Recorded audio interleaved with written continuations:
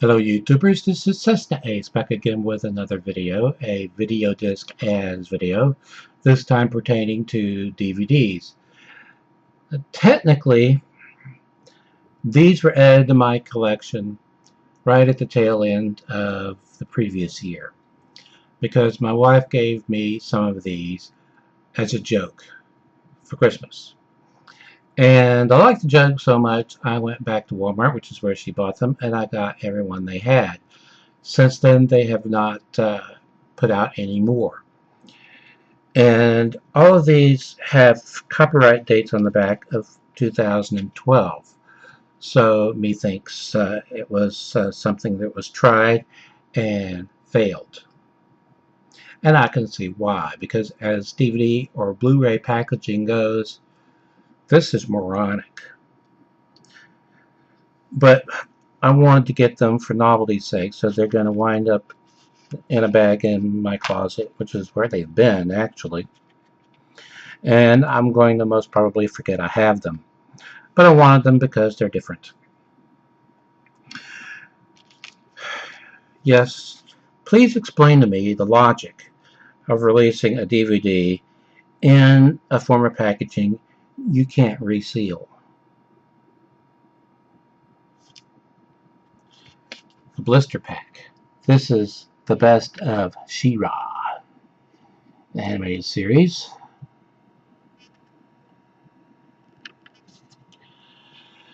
Running time 120 minutes. These are region coded, and they were all released by TGG Direct, who has been a distributor for MGM, although MGM's main distributor of DVDs and Blu-rays is 20th Century Fox on the occasions when MGM isn't distributing themselves.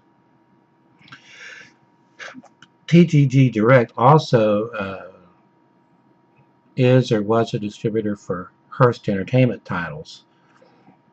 And I've got a number of those in slim cases. And I actually enjoy collecting DVDs in slim cases.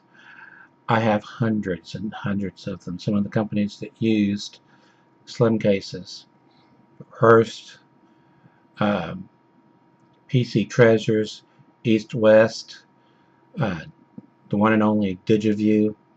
And you know who has started using them recently? Warner Home Video. Yes, I guess they've decided to abandon these snapper cases nobody liked and have gone to slim cases for their budget titles. I did show the back of this one, didn't I? They don't have catalog numbers or anything on any of these. Just UPC numbers. And moronically, many of the titles share the exact same UPC number. These are region coded, they say, for region 1, obviously. Okay, this series, television series, was one of 3 sitcoms that were interrelated. They all 3 were on network television at the same time, not the precise time, but they were all current shows at the same time. And you would see characters from the first series on the second series, and you would see characters from the second series on the third series, and you would see characters from the third series on the first series, and you would see characters from the third series on the second series, and all that. I think all 3 shows were created by Doug Henning. Anyway, they were all canceled, even though they were highly rated. In fact, I think one of them was #1 in the ratings. But they didn't have the right demographics, and they didn't appeal to the type of audience that CBS was attempting to woo. So this series and the other 2 series and several other series went bye-bye. Now, the 2 sister shows for this series The Beverly Hillbillies, and Green Acres. This one is Petticoat Junction.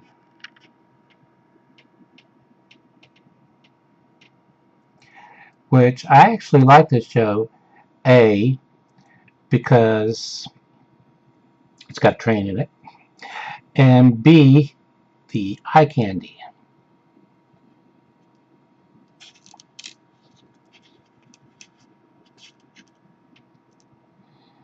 Like many shows from the 50s, 60s, and early 70s, there were several episodes from this series that didn't have their copyrights properly renewed, so they're in the public domain. So you keep seeing the same episodes released on DVD over and over and over again by different publishers. The episodes on here are The Ringer, Kate's Recipe for Hot Rhubarb, Little Train Robbery, Visit from a Big Star, and the very old antique. Running time 110 minutes. And the actor who played Uncle Joe was in at least one John Wayne film. He was in McClintock.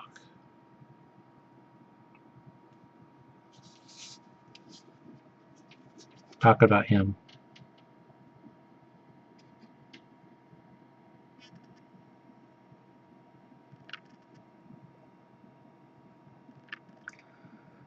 Now, the mother of the daughters, who ran the Shady Rest Hotel, which was just off the train line, played by Bea Benaderet, who played, who was the voice of Betty Rubble on the Flintstones. And there was a character from Petticoat Junction who was played by Bea Benaderet, but she was from up in the mountains. And she was Jethro's, on Beverly Hillbillies, mother. Yepper. And there was at least one episode where Granny, the Beverly Hillbillies, calls the Shady Rest Hotel to get an update on what's going on there from that area. So, anyway. This is an animated television show from 1961. I have an episode on 16mm film. It's in beautiful condition. And the series was animated by UPA, the same animation house that produced Mr. Magoo. This is the Dick Tracy show. This releases the best of the Dick Tracy show. Now, strangely, the screenshots on the back are in color, whereas my print is in black and white. It might be a dupe print. I don't know. It doesn't look like a dupe print, though, because it's beautiful. So, I don't know. This was also a television series in the 60s, and like Petticoat Junction, had many episodes that weren't renewed properly, so you see the same episodes over and over again from various public domain publishers. This series was so popular that it spawned a spin-off series and a follow-up series, and to this day, if you have satellite or cable, we have satellite, if you're surfing around, you cannot go through all the channels and not find the show. At least that's been my experience, because there are several networks devoted to retro television, and Dish Network carries a lot of them. This is the Andy Griffith Show. Andy Griffith and Don Knotts. America's Sheriff, Sheriff Taylor. Little Opie, played by Ronnie Howard, as he was billed then. And everyone connected with the show, and a later series he was in, Happy Days, always commented how he was very interested in the way television worked. He looked through the camera lens. He was asking all the technicians how they did what they did, and so forth and so on. And I remember reading in the autobiography for Susie Quattro that Jerry Paris, who was a television director and also one of the cast members of the Dick Van Dyke Show, he came over to her and pointed to Ron Howard and said, "See him? He's going to be a big director someday," which proved to be true. Andy discovers America, Aunt Bee's medicine, Mountain Wedding, Opie and the Spoiled Kid, and a wife for Andy. Now, the spin-off series was Gomer Pyle USMC, or as Gomer Pyle would say, United States Marine Corps, which is strangely how Obama pronounces it. At least I've heard him pronounce it that way on more than one occasion. That series, the pilot for it was a backdoor pilot. That is the last episode of one of the seasons for the Andrew Griffith Show. Featured only 2 cast members from the regular series, Andy Griffith and Gomer Pyle, the character of Gomer Pyle. It was about him joining the Marine Corps, and so Andy takes him up there and meet all of the characters that are in or were proposed to be in that series, and that series sold. So all the characters that were in Gomer Pyle were seen in that backdoor pilot, if I'm making any sense. The follow-up series was called Mayberry RFD, and it started up right where the Andrew Griffith Show left off. In fact, the very first episode showed Sheriff Andy Taylor and his longtime girlfriend Helen Crump, who was a teacher, get married and then move away.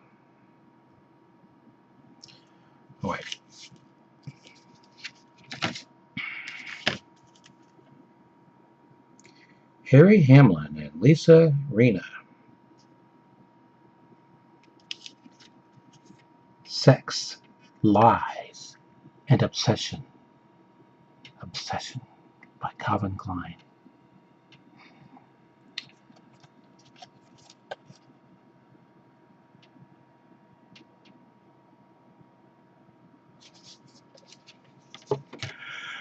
Okay, I wanted to look this up in the IMDb because I wanted to know what year it came out from my cataloging system. And surprise, surprise, or as Gomer Pyle would say, surprise, surprise, surprise. There were 5 or 6 of them. I seem to recall director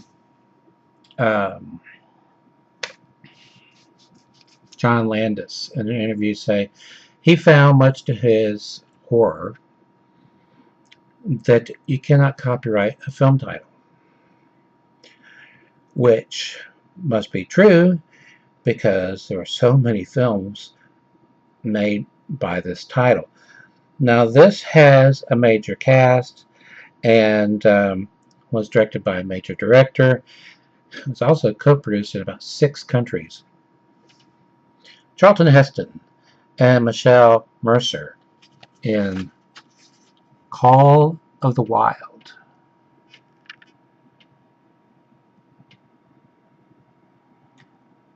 Now, the director in question, Ken Anakin, who also directed things like Those Magnificent Men and Their Flying Machines, and its follow-up, Those Daring Young Fools and Their Jaunty Jalopies, which was its American title. It was known everywhere else as Monte Carlo or Bust.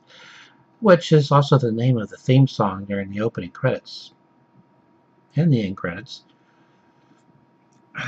Anyway, the studio wanted a title that sounded a lot like Those Magnificent Men and Their Flying Machines because it had been a hit.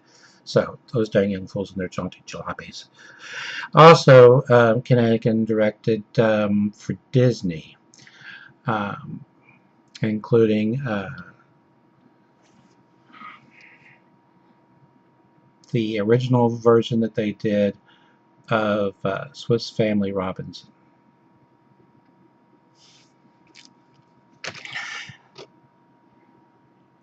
See, my mind is so full of trivial knowledge, I can't always get it out. This is a title that has been released on DVD by every public domain publisher in the country. I have several releases of it on DVD. I will never find out how well this one looks in comparison because I won't open it. Gregory Peck, Susan Hayward, The Snows of Kilimanjaro.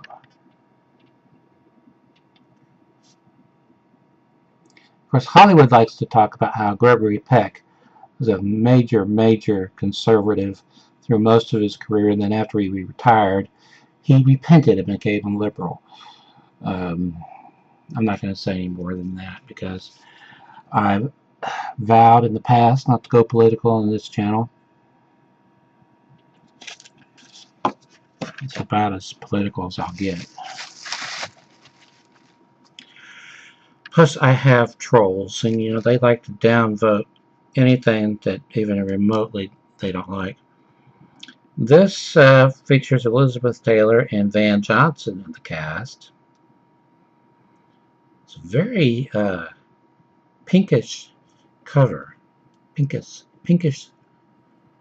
Try saying pinkish. Pinkish red. Last time I saw Paris.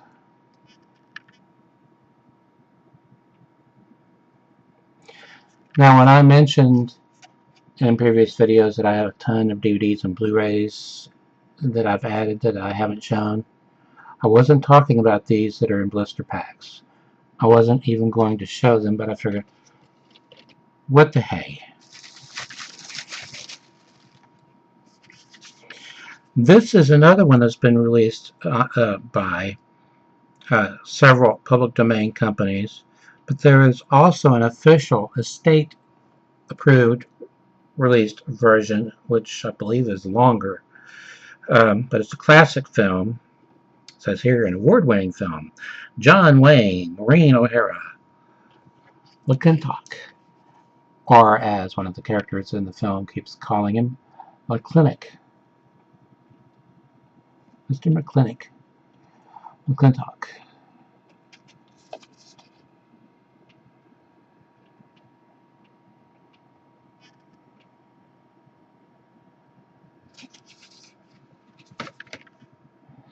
My wife loves that movie. So we have a lot of copies of it. Okay. What public domain company worth its salt would not release The Three Stooges?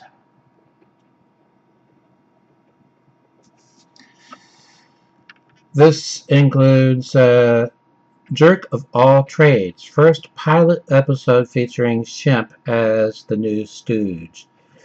Shemp had been a member of the Three Stooges before Curly. And the actor's real name, I don't remember his real name, but he was a star back then, and he made a lot of films, feature films. So he moved from feature films down to the lowly Three Stooges shorts. And I say lowly because they were only paid. The guy who ran Columbia Studios back then, apart from what I understand, being a real jerk, being real cheap.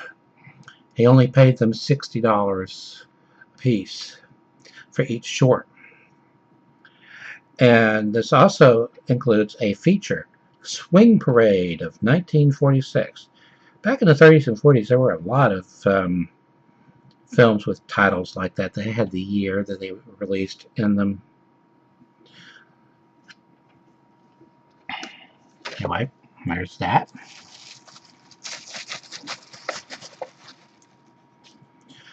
Okay, Julian Jacobs, John Malkovich, and Tom Arnold. Gardens of the Night.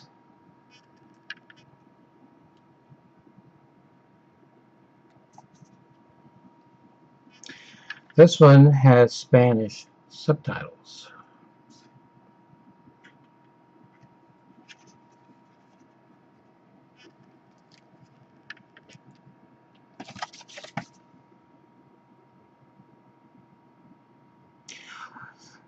I know they're quoting 4 stars, but it doesn't look that way because it looks like only one of the stars is highlighted and the other 3 are not.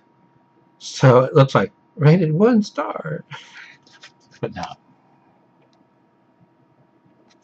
That just may be my failing eyesight. Okay, and every release I've seen of this title is orientated the same way. That is, the character on the cover is upside down. Much like every release I've seen of the 1980s film Altered States. The main character is upside down on the cover of every release I've ever owned of that film. This is Rosario Dawson. Descent.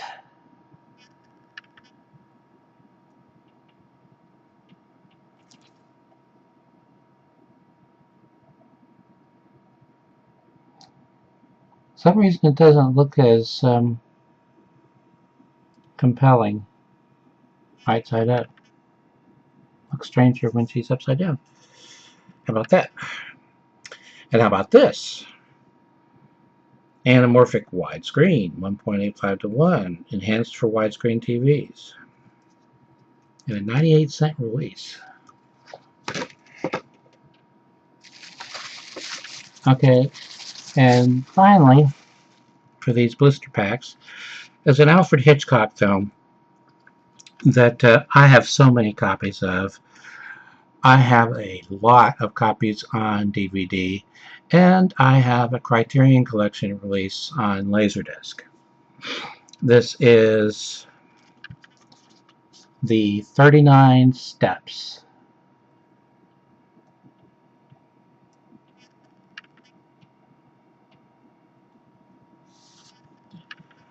Which is a British film from 1935, I think. It doesn't say. Public domain companies like Digiview didn't, and this company doesn't put the date of release for the film. They just put the copyright date for the release on DVD.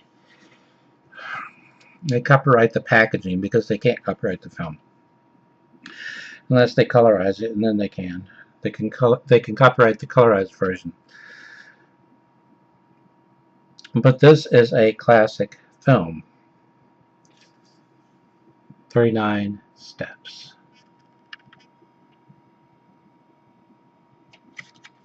Okay. Now, I have a Laserdisc coming, and I have to thank Julian, of the administrator for the Laserdisc database, for filling me in on it. He sent me a private message, and he said, when I saw this for sale in Singapore, I immediately thought of you, and he included the link for it.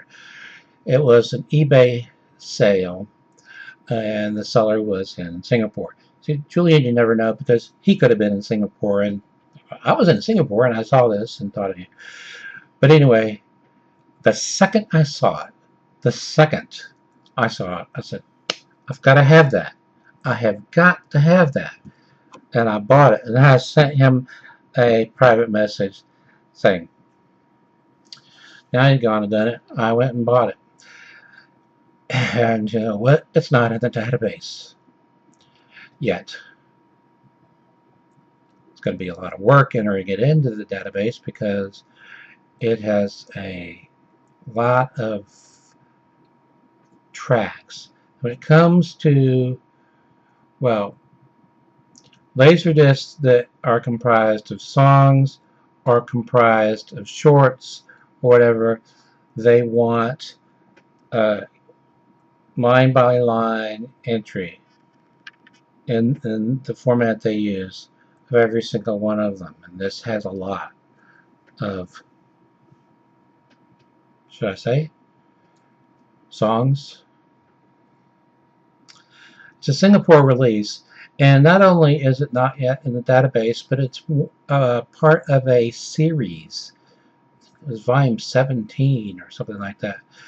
And none of the volumes are in the database yet. And that still amazes me. There are 53,340, I think it is, Laserdisc releases in the Laserdisc database, and this isn't in there. So, anyway, enough of my babbling on.